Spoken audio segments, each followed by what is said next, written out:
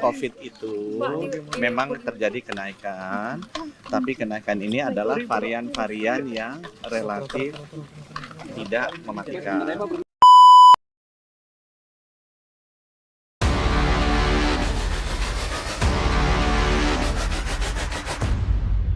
Kasus COVID-19 di Indonesia hingga Juni tahun 2025 bertambah pasien baru, sehingga sejak 2025 terhitung menjadi sebanyak 72 kasus. Pemerintah memberikan perhatian khusus saat penyebaran virus corona merebak di Asia.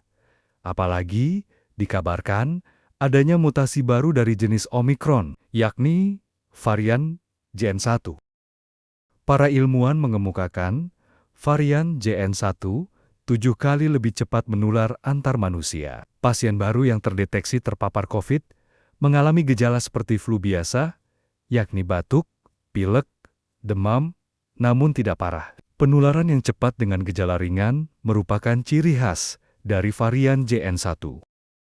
Sebagai informasi, penularan virus corona bisa melalui droplets yang terhirup atau yang masuk ke mata atau mulut dari permukaan yang terkontaminasi dan tersentuh. Oleh karena itu, kepada masyarakat pemerintah menekankan untuk bisa menerapkan pola hidup bersih dan sehat. Kenaikan kasus COVID-19 di sejumlah negara Asia seperti Thailand, Singapura, Malaysia, dan Hong Kong juga menjadi kewaspadaan Indonesia. Ahli mikrobiologi klinik dari Fakultas Kedokteran, Kesehatan Masyarakat, dan Keperawatan Universitas Gadjah Mada, Profesor Triwibawa mengingatkan, meskipun peningkatan kasus terjadi di negara tetangga, belum tentu lonjakan kasus yang sama terjadi di Indonesia.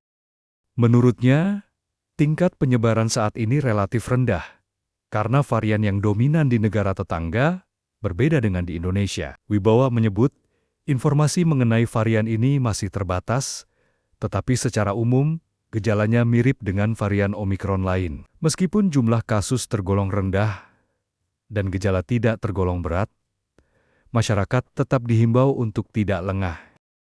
Masyarakat harus sadar pentingnya menjaga kebersihan, menerapkan pola hidup sehat, mengonsumsi makanan bergizi, dan cukup istirahat sebagai bentuk antisipasi. Profesor Wibawa turut mengingatkan, pentingnya mendapatkan informasi dari sumber terpercaya, termasuk pemerintah dan lembaga kesehatan kredibel. Menteri Kesehatan Budi Gunadi Sadikin mengakui ada kenaikan kasus COVID-19 di Indonesia, sementara Organisasi Kesehatan Dunia WHO mencatat positivity rate 11%, tertinggi sejak 2024. Menkes menyebut telah meminta Dinas Kesehatan untuk meningkatkan surveillance dan melaporkan jika ada temuan kasus. Pemerintah juga sudah melakukan sejumlah langkah antisipatif agar tidak menimbulkan kepanikan masyarakat. COVID itu memang terjadi kenaikan, tapi kenaikan ini adalah varian-varian yang relatif tidak mematikan.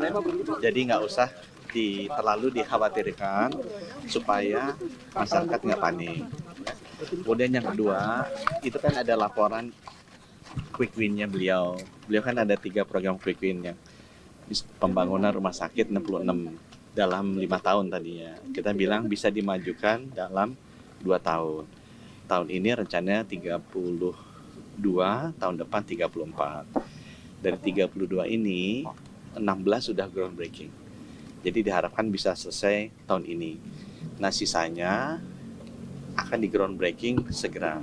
Cuma ada sedikit realokasi anggaran yang butuh persetujuan jadi beliau. Tadi beliau juga sudah menyetujui, nggak tambah anggaran, tapi perpindahan pos anggaran untuk quick win yang pertama itu.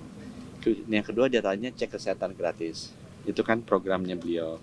Saya sampaikan per kemarin sudah 7,8 juta rakyat Indonesia yang dapat cek kesehatan gratis. Dan seharian tuh 200.000. Jadi per bulan itu antara 5 jutaan lah orang yang cek kesehatan gratis.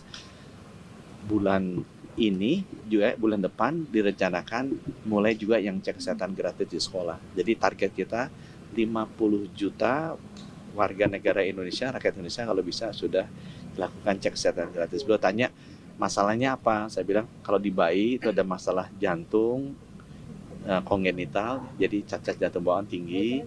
Kalau balita itu masalah gigi ternyata yang tinggi. Kalau dewasa itu masalahnya darah tinggi dan diabetes. Lansia juga darah tinggi dan diabetes. Kemudian yang ketiga beliau tanya mengenai TBC. Jadi screeningnya, alat-alatnya sekarang udah jauh lebih murah dan lebih banyak. Dari 1 juta diharapkan bisa kena semua, bisa teridentifikasi supaya bisa dimulai pengobatan.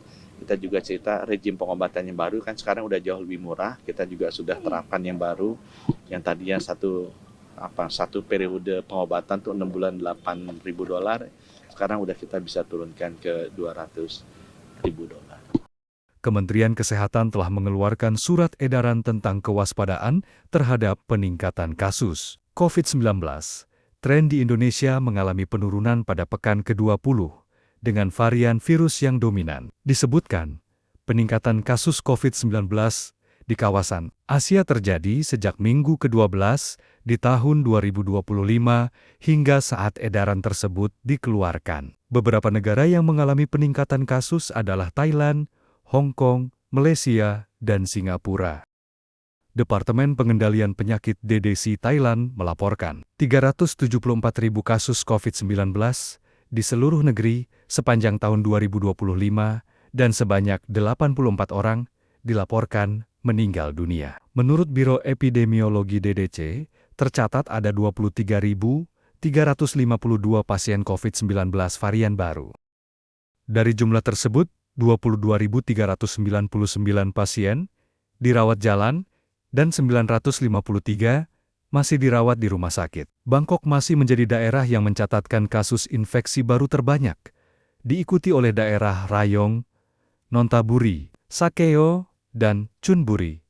Dikutip dari Bangkok Post, sebanyak 4.836 kasus dialami oleh orang-orang berusia antara 30 sampai 39 tahun.